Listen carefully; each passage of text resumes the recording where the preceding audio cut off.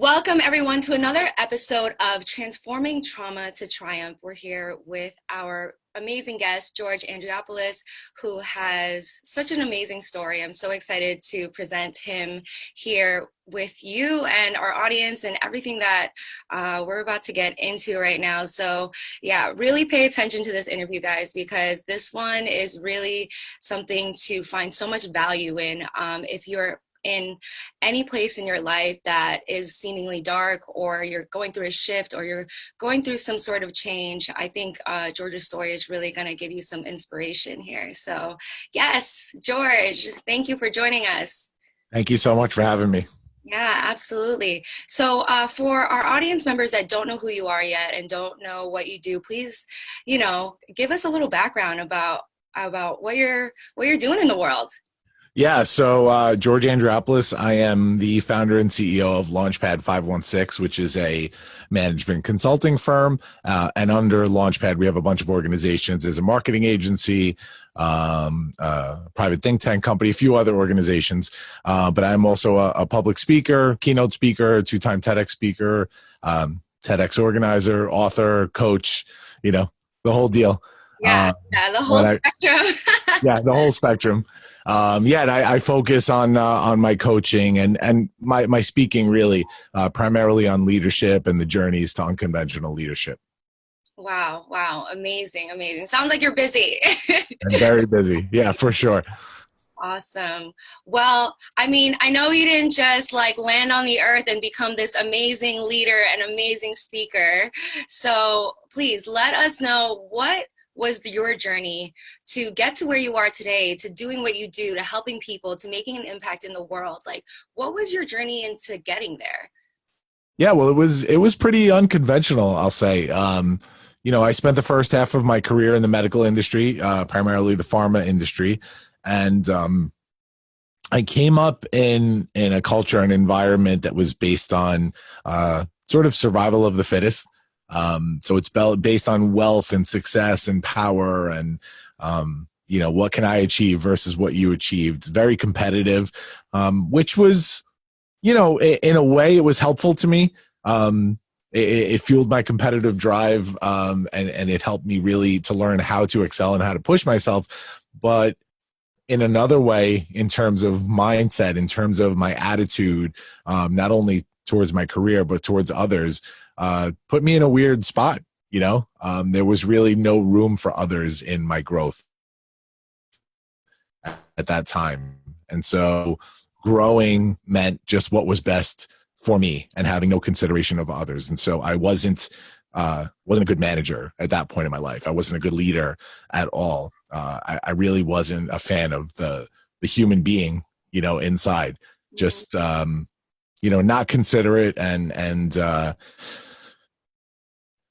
I guess focusing just primarily on the win with no regard for who was in the way of that win. And it put me in in a bad spot, because when the other shoe fell in my life, with an ego that you couldn't fit into a room, and the way I treated others at that time, I was left at a certain point with career ruin and a failed marriage and two little kids, that were suffering because of the failed marriage, and just completely lost in terms of my professional life and where it would go. And, when I started to refocus later on, when I took some time to just reflect and focus on becoming a better person, becoming the person that I used to be when I was younger, focusing on my kids, focusing on interpersonal relationships, focusing on changing my mindset, everything sort of slowly, organically started to fall into place. And then when I was able to focus again on my professional life, I found new drives that weren't based around money. They weren't based around power and success. And, as a result, success came as a byproduct of doing it the right way the second time around.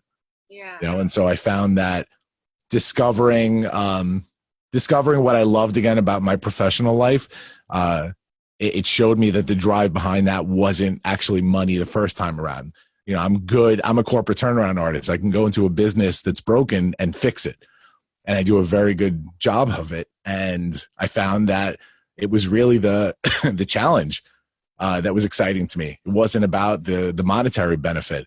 And I took that into a business and started my company, and have taken the mindset of just sharing my journey with others in order to make them better leaders along the way. That's beautiful. That's beautiful. So, what I'm hearing is that originally money was the goal, right? Yeah. Because I think like in society, we are taught that like money is kind of like a status creator, right? And it's like through chasing money, we will find happiness, but it actually doesn't even work that way. It's almost like for you, and I think for me too, and a lot of people, it's like finding happiness is actually what brings the money afterwards. Oh yeah. Yeah. Yeah, absolutely. It's a byproduct of doing things the right way, the things that make you happy, the way that makes the people around you happy. And all of a sudden, you find a success and the money comes, the success comes as a byproduct, and kind of like, oh, was this the secret the whole time? Like, why didn't anybody tell me this? I know they try to keep it from us. Right? Oh man, I know. And I can totally relate to that because I was in corporate for a long time, like 7 years, in New York City, chasing money for a very long time. And, we're both from New York. So I feel like that mentality is kind of ingrained in us as New Yorkers, it's to like hustle, hustle, hustle, and to work and to chase the dollar. And I think, that point that when you finally gave it up and you focus on what was important, I think, you really filled your soul instead of filling your pockets. Yeah. And that ended up, really leading you on the path that was meant for you. Yeah, and that it was a journey getting there. There was, I guess what I was missing at the time was the experience too. Like, I needed to fall. I always say that. I needed the fall to balance out the person I was. Otherwise, when the ego is up here, that's never going to go away unless you're sort of humbled. And so I was very humbled in my life. I found out what it was like to not have the success and the money and all that, and the family and the friends. And once everything is taken away from you, you really realize, what you value. And so for me, that discovering what that drive actually meant after the failure, that was what kind of led me to growing. That drive for me became about, building a legacy for my kids, not for show, but so that they can understand, guys, I made these mistakes. Let me be completely honest and transparent with you. I want you to understand, why I made these choices, why they were bad. And I want to be able to give you this gift to tell you about my journey so that you don't have to go down that same path. And so setting that legacy for my kids so that they understand, what's important in life and what the results could be if you go down the wrong path. That was important to me.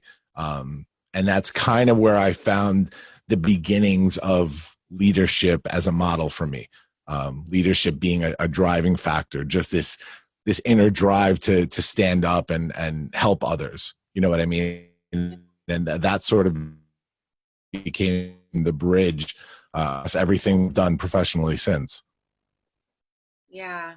Yeah. And I think, that's an important like aspect of being a leader is that like you want to help other people's experience improve, and with the wisdom and the knowledge you have after you've already had to overcome challenges and climb that mountain and clear those obstacles, it's like you want to turn around to the person behind you, be like, listen, like, let me teach you and lead you the right way, like you said, you know what I mean, so that you don't have to make those same mistakes. And like that's such a selfless act, and I think through that selflessness, through that act of service, right, you really come into a deeper fulfillment in what it is that you're doing, because you can see the impact that it has in the people's lives to just be able to skip all those mistakes that you made, right? And especially for your children, I know, just Yeah. to be such a good role model for them, I think is so fulfilling. I mean, even I'm sure even if you made no money, it was like that would be enough.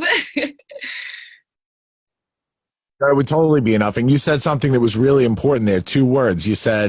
Um, uh, you said service, Mhm. and then the reasoning behind it. And so when you say that, and selfless is the other word. And so when I say that I'm doing something selfless, for me, that's still ego talking. When I found that my leadership really lied in the servant leadership model. When you're of service to others and you could be of service to others, and it sort of becomes a natural reflex as opposed to being able to say, like, I'm going to do something selfless today. That's when it's real. You know what I mean? Just being a servant leader, being of service to others, that's real leadership to me. Because I think when I started this journey, there were things I was doing, whether it was charitable work or whatever it was, that I would be like, hey, this is really selfless of me. And I was still kind of learning the lesson to go like, yeah, no, it's not something you should be saying, you know? You should, and if I'm feeling it, it means I'm not in the right headspace, and that I have to adjust. Yeah, yeah. No, that makes total sense. What was what were some of the practices that you implemented into your life that were really like just pivotal or just like transforming for you when you were kind of, realigning your path? So two things jump out at me: authenticity and communication. So one of my problems before was that I had problems communicating with others in so many ways. So if they were like subordinates at work, I had to show power. If it was friends or loved ones, I had to show off. Right. And so none of my communication was authentic because I was always trying to like take on a persona as opposed to just being my authentic self. And so discovering over those course of a few years, there was a rough couple of years there from, the day everything sort of ended for me to the beginning of the rebuild, where I had to be really introspective, and there was a little depression involved there. And um, it was a big rebuild. And it was sort of, you, when you're at the bottom, you can't help but be authentic because there's nothing to not be authentic about. Like everything's out in the open. Everybody knows everything. And you're kind of like, all right, this sucks. But at the same time, it's kind of cool that I have nothing to hide right now.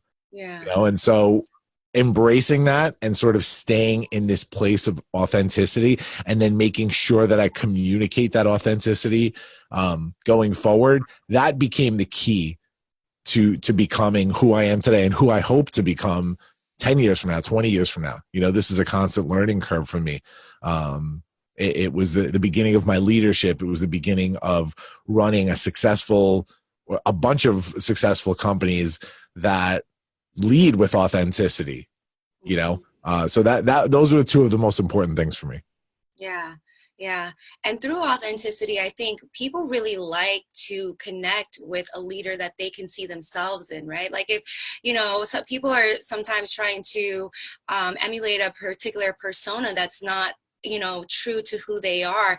It's very obvious, and and I can see when people are really either drawn to me in my coaching, or I'm sure in your business, it's like because they relate on a deep human level, on a heart soul level. They're like, I see myself in you, right? Or I Yeah. connect with you and in on a deeper level. And I think that's where you really create the impact, is like person to person connection. I think really understanding that our connection to each other as people, to not only for leaders like you, or for people that are looking for help, or just any type of just support in that way. It's like we need to all come together to help lift one another up. And I think operating from ego, like you said, when you in your old life, basically it was like me, me, me, me, me, I'm winning, you know what I mean? And it was more just like focused on the personal gain, whereas now the focus is on like, how can I help everyone around me, right? How can I be of service? Like you said, how can I lift everyone up so we all rise together? And I think through that process, you know, success comes because you're passionate about it. That passion, that love for that human connection is the energy that drives success in any realm, I think. So I think that's such a beautiful journey, and thanks so much for sharing that with us. Yeah. Thank you. Of course, yeah. So let us know more about what it is that you're doing now in your company and your coaching, and like the impact that that's having on people today. I'm excited about Yeah. So it was interesting because I started my company in 2013, and it really led to a bunch of amazing opportunities. You know, we're a management consulting firm. So in essence, we go into a business that's either broken or that needs help growing, and we fix it, right? Through analysis, through action plans that we help to execute. And so from that came a few different entities. So we started marketing agents called Media Convergence because we were able to execute on marketing and digital communications, PR, all that kind of stuff. And that remained. But then all these other entrepreneurial opportunities came up. You know, I've bought into a tech startup. You know, I had started a few years ago. It's not in existence, but a greeting card line with a few other people that I invested in, and so it's been this fun thing. But now what sort of happened was I was able to spread my wings, and that time really helped to streamline what my organizations do. I was able to kind of say, okay, I've put my hand into a few things. Now I need to decide like where this will all funnel together and work together as a cohesive unit. And so I focused my efforts on some new services that I thought really complemented what I do in my speaking life as well as my professional life. And so, you know, we cut out a few services that didn't serve us anymore, and we've now become where Launchpad is still a management consulting firm. We have a big nonprofit leg that serves and consults for nonprofit organizations. We have a think tank that works with not only nonprofits but educational organizations, school districts, etc., called the Rethink Tank, which is about coming in and problem solving for bigger issues. But really, when I got into my public speaking a few years ago, I have always done public speaking on the stage as a business keynote speaker. But about 4 or 5 years ago, I started shifting to the different types of talks, the Ignite style talks, the TED style talks, where I started sharing my personal story a little bit. And I realized how important storytelling was in what I do.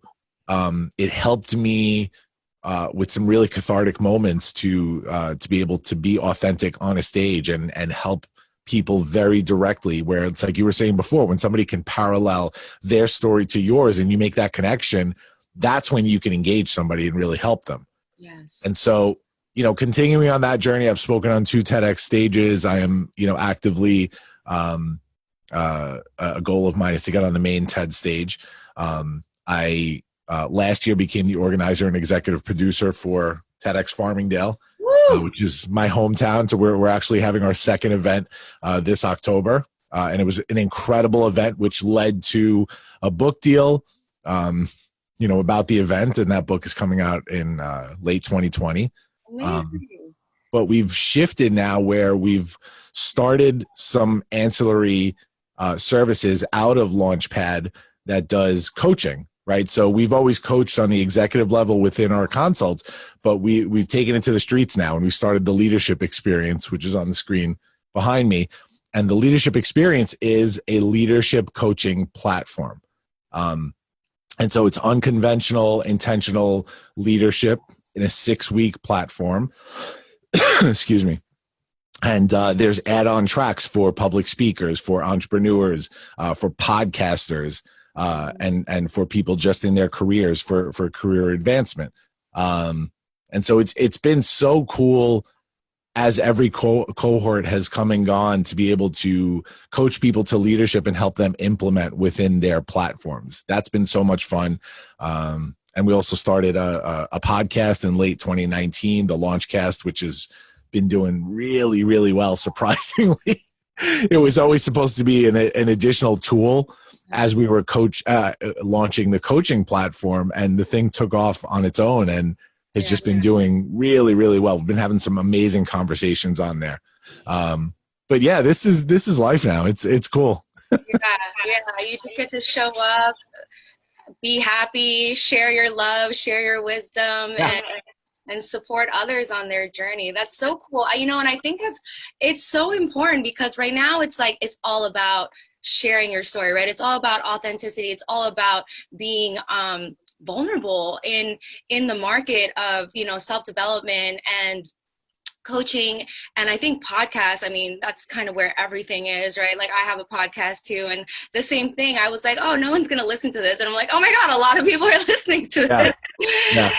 And not realizing, like, people are hungry for this information, right? Because I think, people are really understanding that they have the power to really take their story, take their journey, take whatever into their own hands and create their own lane in whatever that is, right? Whether that's coaching, or whether that's healing, or whether that's business, you can literally create your own lane in whatever it is that is passionate for you. And so really getting in touch with what builds you up. And I think you've done an incredible job at creating this like octopus of all of your skills and your talents and your of the things that make you you. And you've created all of these gifts for the world to be of service.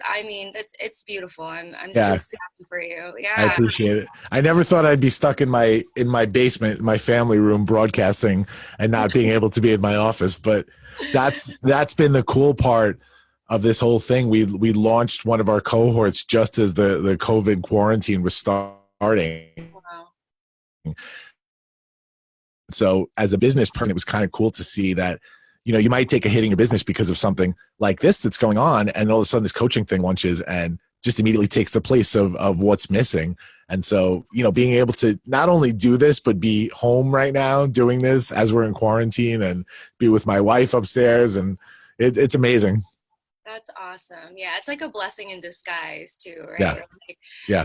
And just thinking about your journey of getting there, it's like really understanding that sometimes when we have like, tragedies, or, we hit that bottom, or, things get taken from us, whether it's a job, a relationship, really seeing the opportunity in that to grow, right? To shift, to transform, and to find the lesson that is trying to be taught to us in a way that maybe nothing else would have really hit home as hard, and really getting humbled in your experience to be like, okay, how can I become better through this experience, right? And you've done, like I said, just an amazing job of transforming your entire life, your entire business from those experiences, and creating this beautiful business that you have that's changing people's lives, like literally giving them the power to create something beneficial for themselves. So I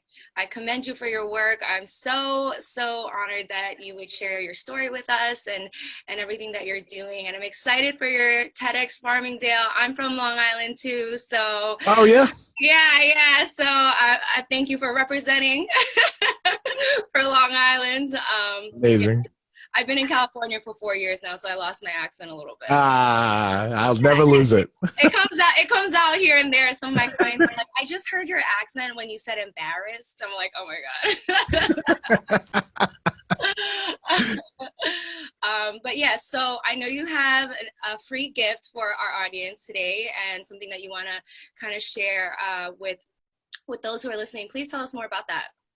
Yeah, so our cohorts launch every 6 weeks, every 6 or 7 weeks. So depending on when this comes out, we should have an upcoming cohort coming up. And so for the first time, we're actually offering the gift of not only a free week to try the Leadership Experience core curriculum, which is the base curriculum that that you take along with every add-on track, but we're also offering for the first time a free week of the add-on tracks as well. And so at the moment, We have 4 add-on tracks. It's public thought leadership, which is for public speakers, writers, activists, social influencers.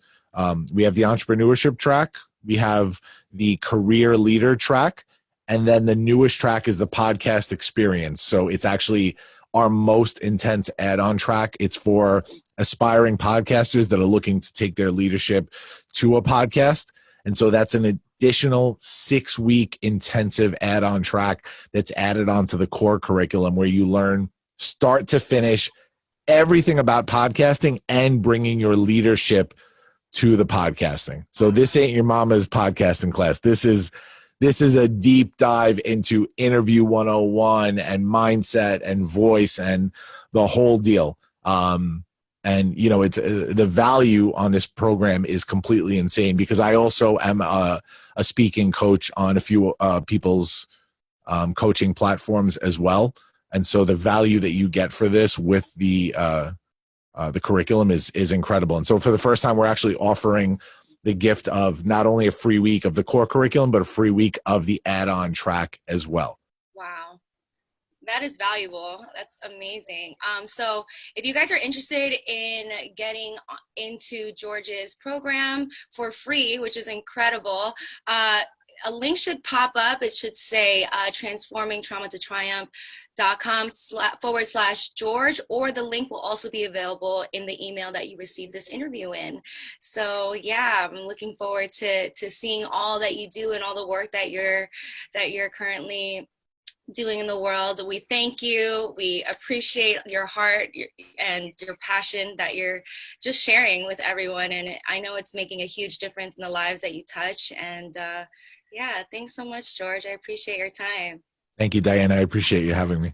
Yeah, absolutely. All right, guys. Well, thank you for joining us for this conversation.